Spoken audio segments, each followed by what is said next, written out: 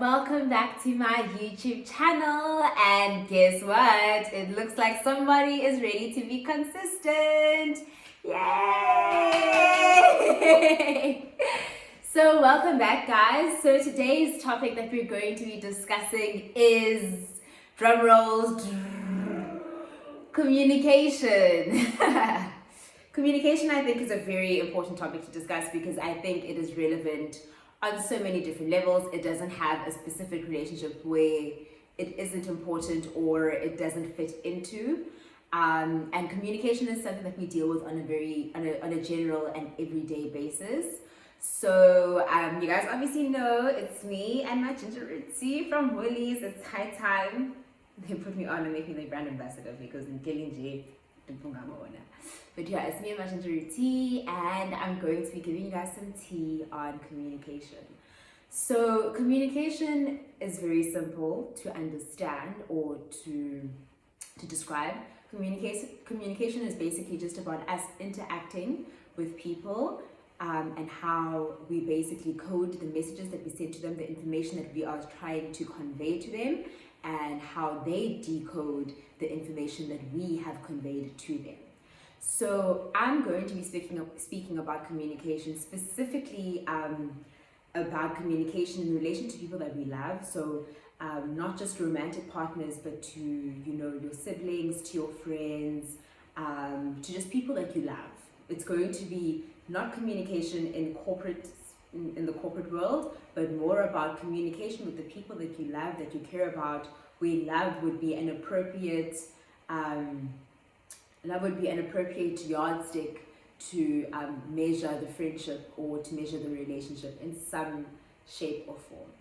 Right. So with communication is very important, but what's the most important thing with regards to communication? It has to be comprehension. So it's really important that when someone speaks to you, you listen to them in order to understand them and not to just respond. And I think that is where a lot of us can fault ourselves on, where a lot of us really do listen to respond rather than we listen to understand. And listening to understand can be very difficult because it requires you to be empathetic. It requires you to put yourself in the shoes of the person that you are listening to. And also it means that when you start that communication, you're going to have to get rid of certain biases, bad habits that you may have as you listen to that person. So basically what I want us to do is, in terms of us tackling this, right, is we're going to first look at and understand like communication in different settings. So you have communication, first of all, let's say when someone is venting to you. So let's say your friend is going through the most and they need someone to speak to. So in this form, the person needs someone to listen to them. So if you listen to the person, you must listen to them until the very end, like hear them out and try not to interject. Try and keep quiet, but also try and show that you are present in the conversation, using your body language and, like nodding when it's appropriate, saying, listening, like being receptive of the information that they are giving you, having the correct responses at the correct time, and just really listening to them. If you feel the need to offer advice, I would suggest that in this setting, before giving unsolicited advice, you ask your friend, you've just vented and have listened to you.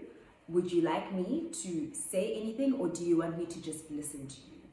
It's very important for you to ask for permission and then to see what they say. If they say, no, I just needed someone to listen to me, and then that's fine. You leave it at that.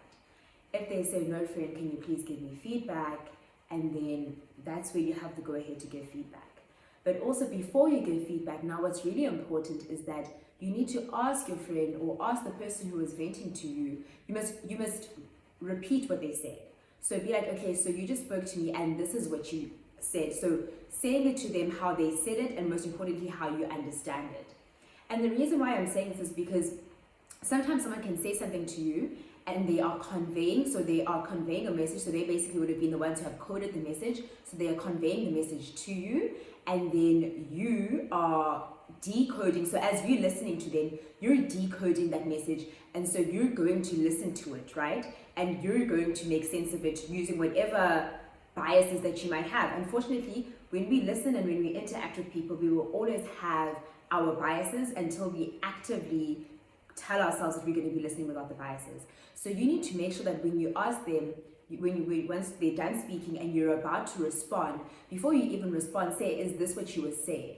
So that they can say, yes, you heard me correctly, or no, that's not exactly what I meant, and then they fix you where you were wrong, and that you guys are at a level playing field and you understand where they're at.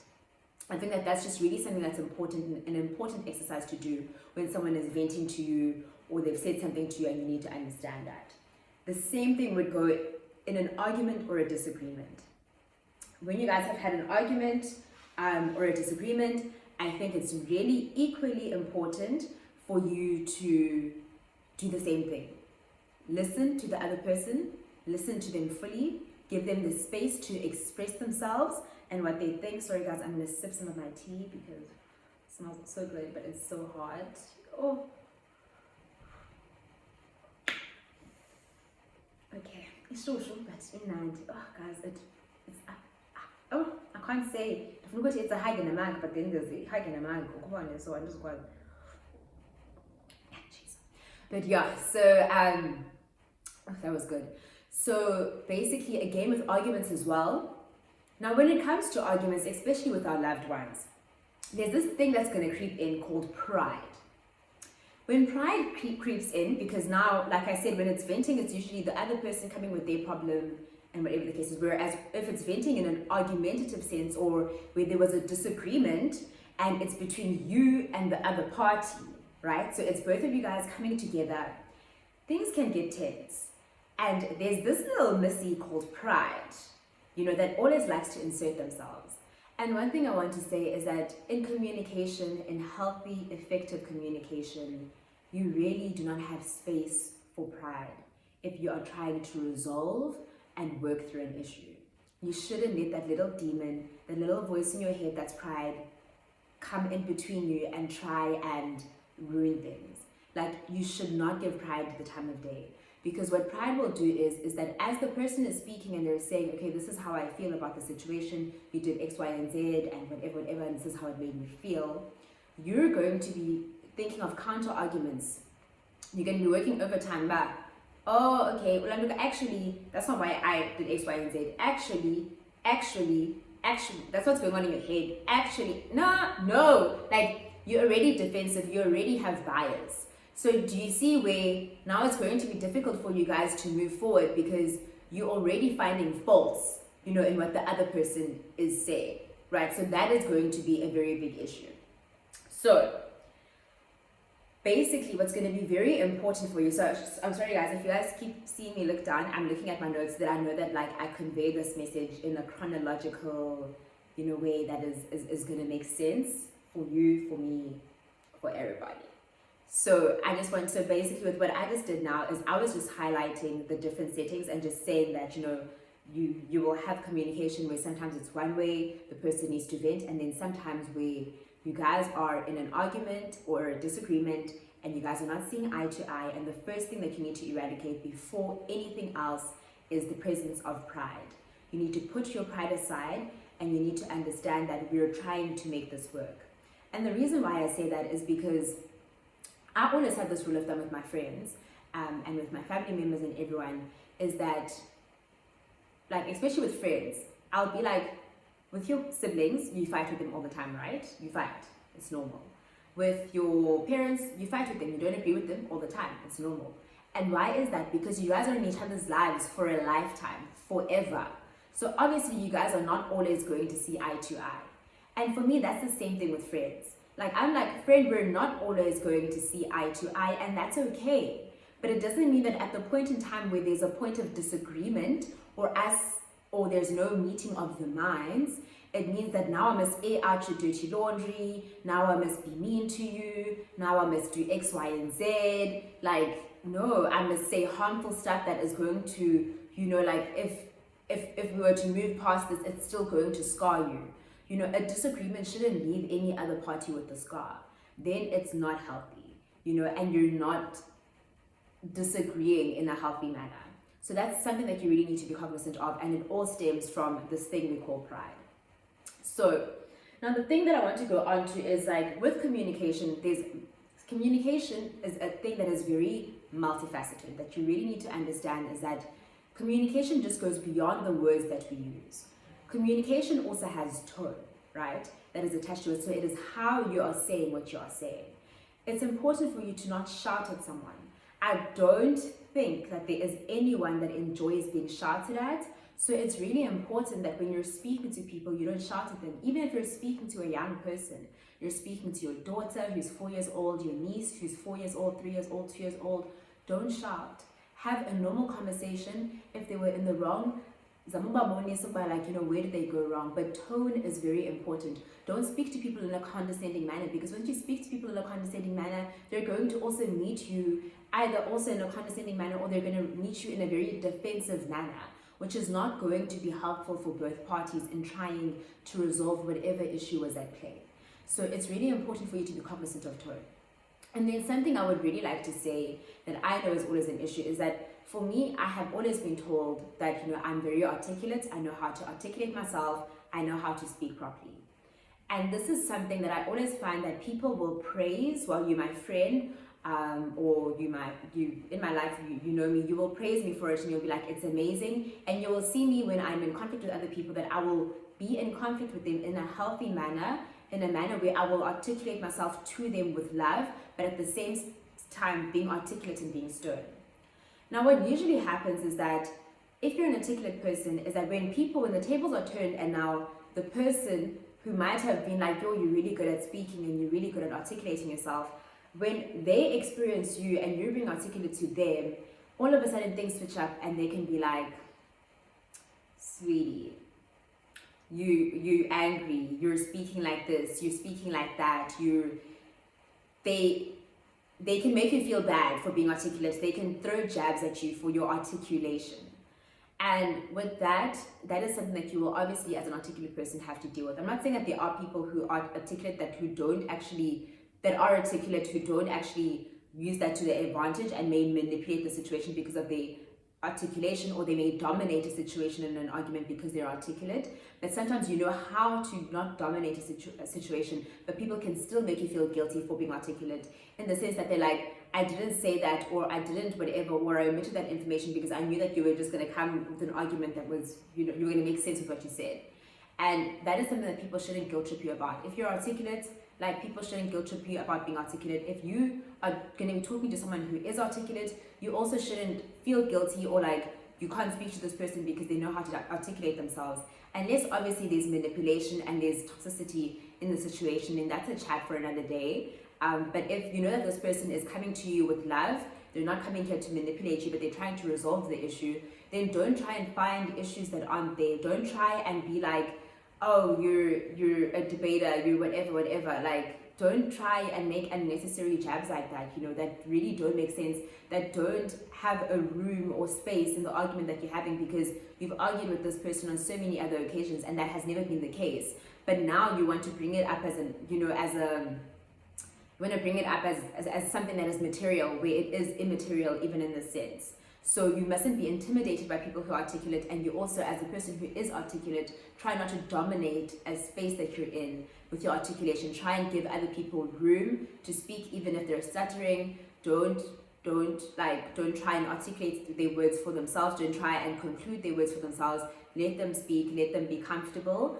So I think I needed to address that whole issue with articulation, because I'm pretty sure that someone who's articulate, or you are someone who's articulate, or whatever the case is. And I think from both parties, it is a very difficult thing to navigate, because as an articulate person, if you are well or self-aware, you'll try not to be dominant and to not dominate a conversation of that nature where it requires both parties to come to the table. But obviously, if you are a person who is articulate and you are aware that, and you are dominant and you haven't come to that realization, you need to understand that sometimes your articulation can be misunderstood, and you also just need to understand that you might also just have to say a bit and not be too dominant in a situation that might require you to come with love and to come with empathy, rather than your ultimate dominance at play. So it's finding the balance in that situation. And I think the best way to make an example with that would be to make an example with me and my arguments with my friends, but obviously maybe another time when I have consent from them. So you also need to think of what you say to a person when you communicate with them, right? So you need to think of the intention of what you say. So which is why I wanted to specifically speak about communication with people that you love. It's really important, like I said, I made the two scenarios. It's either the person is venting, or you guys are in a disagreement together, right? Those are the two scenarios that I'm dealing with, that all these points are going to fall under. They can fall into others that don't fall into the two things that I've just mentioned, but I'm just going to be going logically through that, like putting pointers where you must just think of scenarios in either one of those two settings, right? So you have to think of the intention of what you're saying. So do not, for example, I know, for example, I'm a person who, I won't bring up something that you did to someone. No. Don't bring up something that someone did to someone else unless it's relevant for you to bring it up because you're showing them a pattern in their behavior. Then fine, bring it up. But even then, when you're bringing it up, be cognizant of how you're bringing it up. Put the situation as it is. Don't add bias to the situation, but just be honest about the situation. Friend, you did X, Y, and Z to this person, or in this situation. You did X, Y, and Z in this situation, and you're doing X, Y, and Z in this situation, which is why I got to this conclusion. So usually, if you are going to bring up something, there must be an intention as to why you're bringing it up. Not that you're trying to hurt the other person, but you're saying, I'm bringing this up. You lied here like this, and then you lied here like this, and you lied to me exactly like this. 1, 2, 3. In my head, it's adding up. So you're saying it because you're trying to show them your train of thought as to how you got to the conclusion that you got to. Do you get what I'm saying? In comparison to you bringing up something that's going to just hurt someone, and the intention is strictly to hurt them.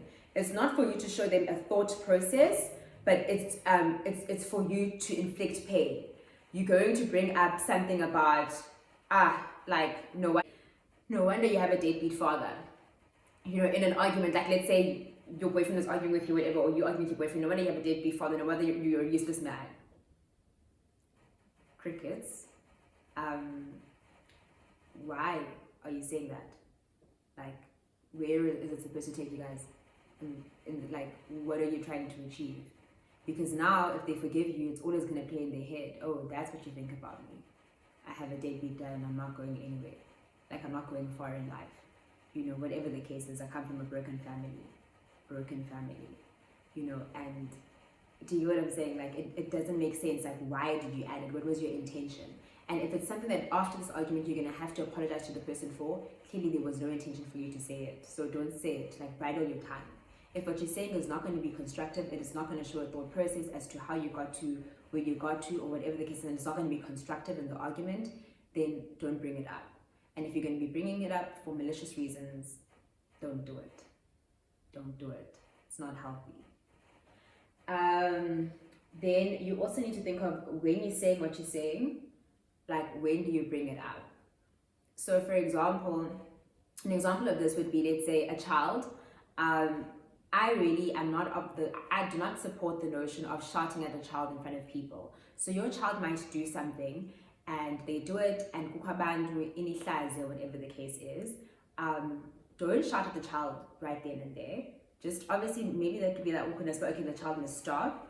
And then later on, sit the child down and be like, you did X, Y, and Z. Right? It wasn't okay what you did.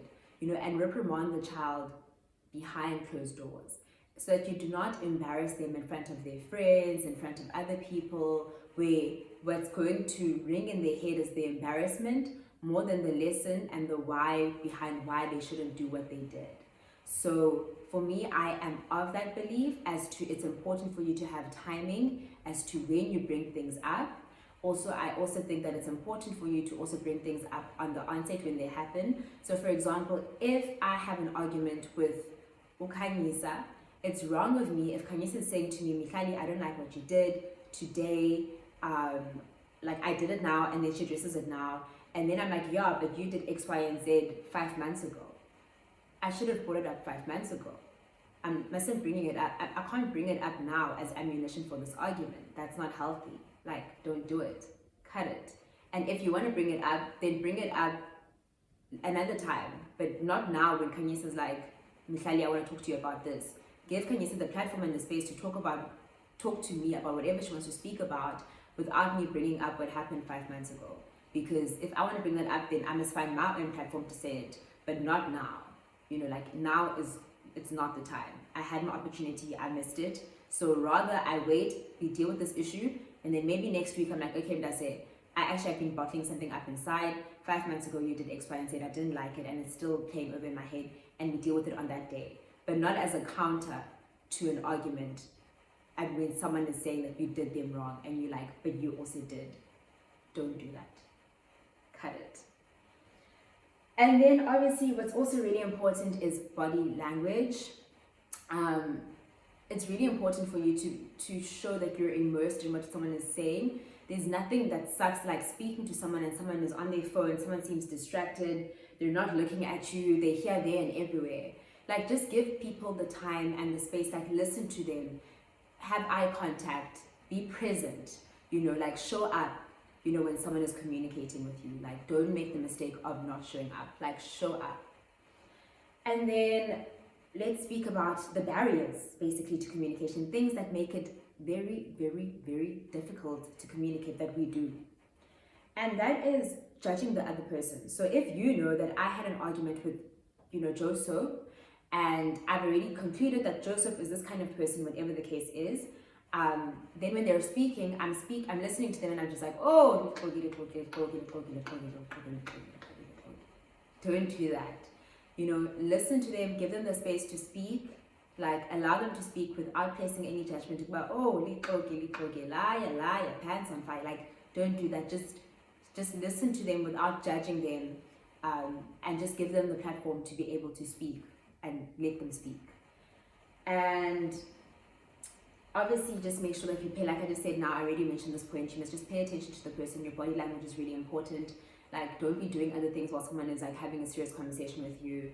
Will be trying to tell you something, but you're here, there, everywhere, and distracted, and the person is just going to feel so despondent that they just don't feel like speaking. Also, don't use like technical terms. So try and speak in like really like normal English, normal language, in a language that the other person can understand you. A language that is just simple, that you guys can just get each other and understand each other. Sometimes there's no need for you to use verbosity or whatever the case is, like if it's not compulsory in that setting. And then also, like I said, don't give unsolicited advice, which goes back to that point of if we're in the first scenario where someone is venting to you, ask for permission. How can I be of support to you? Would you like me to just listen and lend an ear? Would you like me to listen, lend an ear, and to offer advice? And when you are, before you give advice, ask if can you give advice. Don't just do this good to when you get advice, but ask for permission to give advice to the person. And then the last point is gaslighting. Do not gaslight people, guys, or avoid their concerns, or like just don't do it. So gaslighting it's like you making whatever issue that the person is bringing up seem so trivial. And the biggest example I can make with regards to this is, like with the whole Jada Pinkett thing going on, Will Smith was like, your transgression. So she was like, I have to deal with your transgression on a global platform or whatever the case is. And she was like, no, it wasn't a transgression. I actually don't feel bad about it. Like it wasn't a transgression. I'm unapologetic about it. And I was just like, if someone is saying, you hurt me, and that's a transgression, then take the accountability and own up to it.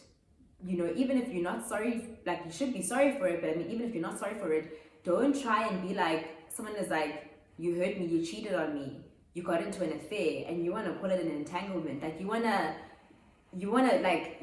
add icing sugar, like over this, and it's not the place, it's not the time. Like, don't do that. Like read the room and just learn how to be nice and learn how to be kind, and also learn how to listen to the other person without gaslighting them, not making whatever they are saying seem like they're making a mountain out of a molehill, where actually the issue is a mountain, that needs to be dealt with. You need to be cognizant of not gaslighting people, because it's something that we might do that we actually aren't cognizant of, and there's a multitude of reasons why we do that. And we can go into that at another time. It's a deeper conversation than what we can have now. But just don't gaslight another person when they're expressing themselves to you and you feel like you don't agree with them. It's not your place to say that their emotions or their feelings are not valid, or trying to invalidate them, or trying to make them feel minuscule when they're not. It's really not your place. You're gaslighting. Stop it. It's not healthy. You're not going to achieve effective communication, because that person is going to feel misunderstood, and it isn't going to take you guys far in terms of you guys' communication. So what's really important now that we go into the final stage of our talk is definitely dealing with how to communicate. And the first thing is very simple. You need to listen to understand. You need to listen to what the other person is saying. And now we're going to go back, I think we're probably going to deal with more with in a disagreement sort of sense. So the second example that I made, in a disagreement sort of sense. So you're going to listen to the other person to understand them. So obviously, if you have a disagreement, you guys have different perspectives. But you must always remember that in any situation, there's my truth, there's your truth, and there's the truth in the middle. So you need to listen to what the other person is saying, and you need to listen to them to understand them, which means that you might not necessarily agree with them in your understanding to them, but that's what they mean, which is why it goes back to that first point that I mentioned at the beginning. When you listen to understand, you listen to them, what they're saying, and then you repeat before you respond, and you give your opinion or your side of the story. You say, okay, from my understanding, is this what you are saying? And then you say X, Y, and Z. And then they can tell you, yes, you understood me correctly, or no. So that you avoid responding to something that is not actually it. Because sometimes you'll find that you are arguing with someone and this person has, you have this idea, but this person said X, Y, and Z. And they're like, no, that's not what I meant. And you guys spend 30 minutes, an hour arguing about something, whereas that's not what they meant. You missed what they meant. So to avoid that, listen to understand before you respond to what they are saying. Repeat to them what they are saying. Is that, did I hear you correctly? This is what you were saying. This is the message that, this is how I received what you're saying. Am I hearing you correctly? So you get that first out of the way. And then the second thing that you need to do is you need to mind your tone. There's no need for you guys to be speaking loudly. You guys can sit down and you guys can speak in an amicable manner. Now, this is very easy and well when we're in front of each other, but what happens when the argument is over the phone? So I know, for example, like I said, I'm a person who's articulate. So when I send a message, someone can read it in a very formal manner, or they can read it in a very sassy manner, when that was actually not their intention. I was probably speaking to them like this, or how I would speak to them. If anyone has ever argued with me, you'll know that I don't raise my voice. I speak very calmly. So then it means that, so what I prefer is that if we do not agree with each other, I would rather video call you and we deal with the issues, that you can see myself and you can see my tone, and you can hear my tone, you can see my face, and you can see that I'm probably not as angry as you might make me out to be if I send a paragraph. Because people first of all see a paragraph and they're like, she's whining. And then it's they read it in whatever tone, whereas that's not the case. So you need to read the room and see that maybe sometimes a lot of misunderstanding can come into place when you guys leave communication to texts. And sometimes it's really best that you guys pick up the phone and call each other, or you guys have a video call and see how that can be good for the relationship, friendship, or whatever the case is, so that you guys can understand each other and there can be a meeting of the minds. And then the last thing that I think I would really say is, don't bring up past transgressions when you guys are dealing with this. If you guys had past transgressions that you guys already dealt with, it's not the room to bring them up again. Those past transgressions, if you guys have forgiven each other about them, you've forgiven each other about them, don't bring them up again. There's no room for you to bring them up again. You need to deal with what you're dealing with right now. you need to deal with the core issue at hand. And it's not about counting scores, it's not about having pride, it's not about you said, she said, and me trying to win the argument. Like, both of you guys should, like, you should end the disagreement in a manner that is going to be conducive to both parties, where both parties are going to feel like I was heard, you know, like I was understood. And which is going to help when, even like when the other person as well, so after they have said their side of the story, and they've said what they thought, and you've said what you thought that they said, after you speak, let them also say to you what they have understood and heard you to have said, you know, and then you guys take it from there, and then that's how you guys try and dissect and see where the problem is, and how you guys can then resolve it. Never swear at each other, never speak to each other in an ill manner, never swear at each other about things that happened in each other's past. Don't bring up each other's secrets. Don't do all of that thing. Do not do anything that is malicious. Anything that you bring up should be constructive. It should either show some form of thought process or a habit that this person has, that, okay, fine, like, I'm bringing this up because you did X, you did Y, you did X, and this is why I'm bringing it up. So you must be able to back up something that you're bringing up. But if you're bringing it up to hurt the person and to be mean, then don't bring it up at all. Rather, bridle your tongue. Bridling your tongue means just keep quiet, and rather don't bring it up. Also, if you are going to go into an argument or disagreement with someone, and you still have your pride, you need to learn that if you're dealing with people that you love, friends, family, whoever, there's no room for hate. There's no room for you to try and say the most hurtful thing, no matter how angry you are. And if that's where you are at, then rather ask, can we please speak about this when I'm more calm? Because you don't want to say things that you're going to regret, that you're going to have to apologize for the next day. So rather, step away from the situation, get some air, and be like, can we speak in the next hour, or can we please speak tomorrow, and try and resolve the issue. So obviously the best thing to do would be to try not to go to bed without speaking. But if it's so deep that, you know, like, you really are going to say some hurtful things, then be like, look, I'm not in the space, I can't speak about it now, but can we please speak about it at X amount, like at this time, where I can be able to deal with it better at that time. And just fight those demons to be mean, because there's no need to be mean in any setting. You can communicate with the people that you love, with compassion, even when you guys don't see eye to eye, because they're always going to be in your life, and you should always view them as people that are permanent in your life, and you deal with them with love, because it's okay to have disagreements. They are healthy. That's how you guys get to know each other better. And what's even more healthier is that you guys go through those agreements with love at all times. Love doesn't have a stop and a halt. It should always be there in your happiness, and also in your most uncomfortable moments, where growth can also then manifest and take place. So basically, that was all from me today, and I really hope that you guys took something away from this conversation. I hope I wasn't all over, and that it made sense, and you know that it just really helps you with communication. And communication specifically for two reasons: either when someone is venting to you, or you're venting to someone else, and also, second of all, when you're in a disagreement with a loved one. So that was what the kind of communication that we're specifically speaking about, and the scenarios that I brought up today and the pointers that I brought up were for communication in those two settings, but you definitely can apply it in other settings. Anyways, please like, comment, and subscribe, and I really hope you guys enjoyed that. And if you have any content that you guys specifically want me to deal with, please don't hesitate to drop comments below and let me know what more would you guys like me to speak about. But thank you guys for the support this far. Bye.